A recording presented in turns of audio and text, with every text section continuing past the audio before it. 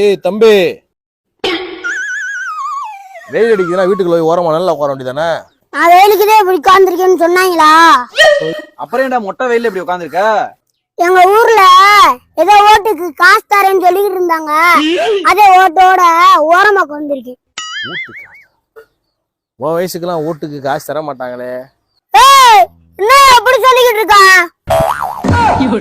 உனக்கு எத்தனை ஓட்டியா வேணும் சொல்லியா, பறக்கிட்டு வரேன். எவனே இதே கள்ள ஓட்டுதேன்.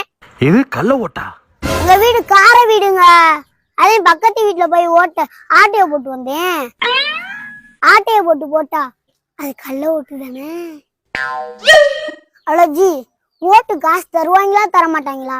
உங்களால ஒரு நல்ல ஓட்டை உடச்சுட்டேன். ஒருவேளை அவங்களும் கள்ள ஓட்டா இருப்பாங்களோ, அதே பயந்துட்டு போயிட்டாங்க போல.